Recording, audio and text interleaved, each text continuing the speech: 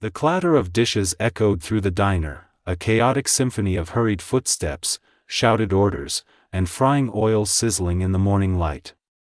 Ethan Cole, a 35-year-old single father, counted every coin in his pocket, scraping together just enough to buy 2 plates of pancakes, one for himself, one for his 6-year-old son, Ben. They sat near the door, the smell of syrup and butter doing little to soothe the gnawing emptiness in Ethan's stomach. Across the room, a woman, disheveled, pale, and trembling, approached, silently begging for leftover food.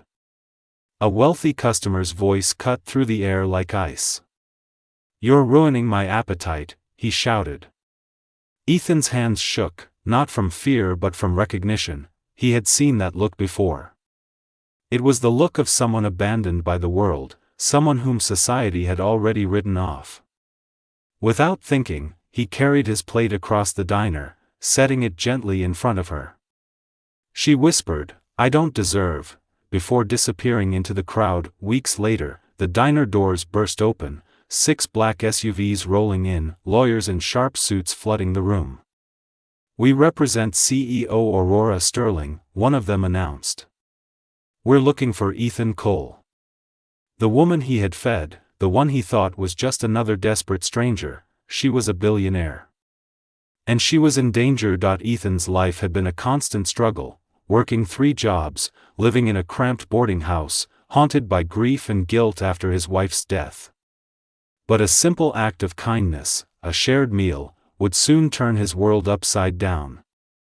Suddenly, the man who once worried about rent and feeding his son was thrust into a high-stakes battle involving embezzlement, betrayal, and survival. All because he refused to look away when someone needed help. In that single moment of humanity, Ethan Cole became the linchpin of a story that would shock a city, inspire millions, and prove that even the smallest act of kindness can change the course of destiny. The morning began like any other, with the familiar chaos of the diner, the clanging of metal, the hiss of the grill, and the shouts of stressed waitstaff. Ethan Cole, single father, husband lost to illness, and perpetual survivor of life's cruel jokes, washed dishes until his fingers were raw and pruny.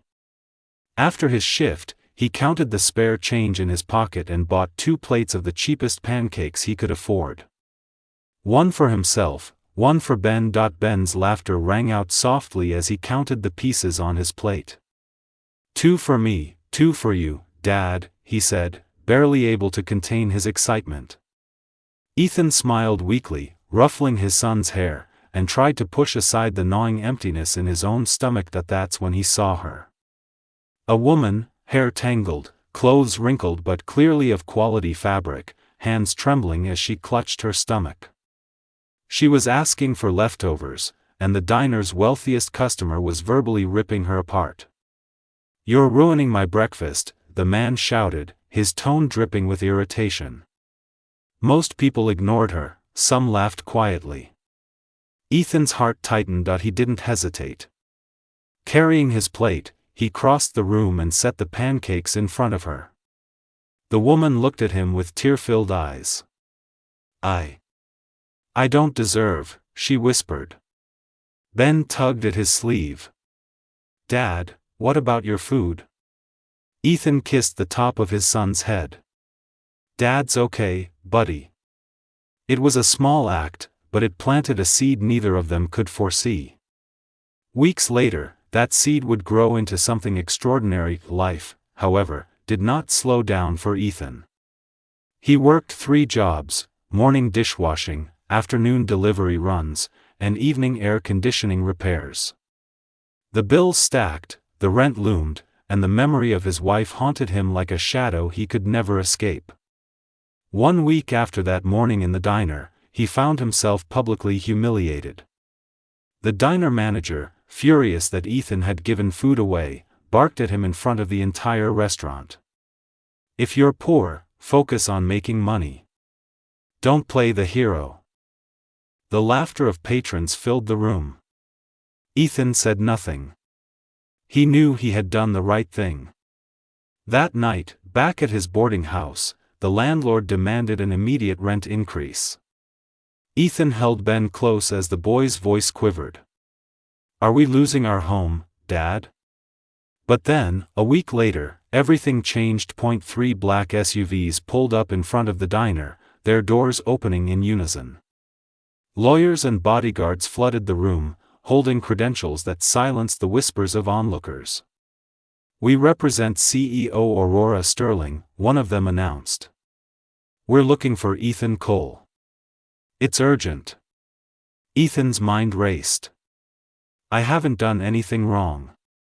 "Yes," the lawyer said, "but Miss Sterling is in danger, and you are the only person who can help her." Ethan glanced at Ben, who gripped his hand tightly. The desperation in the lawyer's tone made it clear this was real. Reluctantly, he agreed, arranging for someone to care for his son. They drove for 20 minutes to a nondescript apartment building, a safe house. Inside, the woman from the diner sat on a sparse couch.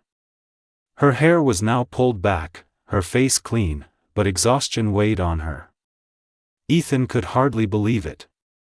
The woman he had fed, the one he thought was just another desperate stranger, was Aurora Sterling, CEO of a $40 billion company. She explained everything. Her assistant of 8 years had been embezzling money, manipulating records, and even attempting to force her to sign over 35% of the company. When she refused, he had tried to ruin her reputation and hunt her down. The moment she fled into Ethan's diner, she had been running for her life. "You saved me," she said softly, voice trembling. "Your kindness, it kept me conscious long enough to think clearly, to plan my escape." Ethan felt dizzy. "My pancakes?" "Yes," she said. "Those pancakes saved my life." The lawyers needed him to testify, to confirm Aurora's location and her state of mind that morning. With the security footage from the diner, his account would become the key evidence proving that she had not fled the company voluntarily. She had been hunted. Returning to the diner, they obtained the footage, showing Aurora stumbling in, desperate, the wealthy customer yelling at her, and Ethan quietly carrying his plate across the room. The sound of her whisper, "I don't deserve," echoed through the diner, leaving everyone silent. The manager who had fired Ethan realized, perhaps too late, that he had been wrong. Federal investigators unraveled the web of fraud. Aurora's assistant had created phantom vendors and shell companies, laundering over $150 million. His plan was perfect, but Ethan's act of kindness disrupted it. He had given her time to act and to survive. During the trial, the assistant's lawyers attempted to discredit Ethan, painting him as desperate and untrustworthy. But those who knew him, neighbors, co-workers, even the diner staff, testified to his integrity. Ben's teacher spoke of Ethan's unwavering dedication as a father. Everyone painted the same picture, a man who was honest, kind, and hardworking. The court ruled in Aurora's favor. The assistant was indicted on multiple charges. Sterling Tech was fully restored under Aurora's leadership. And Ethan Cole, the dishwasher who had nothing but compassion to give, became a hero, not because of wealth or status, but because he saw a human being in need and chose to act. Aurora visited Ethan personally, offering a job with a salary, benefits, and housing assistance. "I'm not asking you to work out of charity," she said. "I need people like you in my company, people who see value in others, who treat everyone with dignity." Ethan stared at the contract, overwhelmed. This is too much." "No," Aurora said. "You gave me a chance when no one else would. Now I'm giving you one." Ben's eyes glowed with hope. "Can we have a real house, Dad?" Ethan nodded, tears in his eyes. "Yeah, buddy. We can." Months later, Aurora implemented new policies at Sterling Tech, ensuring dignity and opportunity for all employees, regardless of background. The diner, too, honored Ethan's act, one free meal daily for anyone in need, a tribute to the pancakes that changed everything. Ethan often reflected on that morning, when he was hungry, exhausted, and struggling to survive, yet chose not to look away. His wife's words echoed in his mind, your worth isn't in what you have. It's in how you treat people when no one's watching. Now, with Ben safe and their lives transformed, Ethan understood the power of small acts of kindness.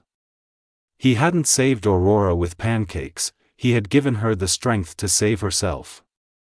And in doing so, he had saved himself too. He picked up Ben, walked toward their new life, and carried his wife's wisdom with him into every moment. Be kind, always.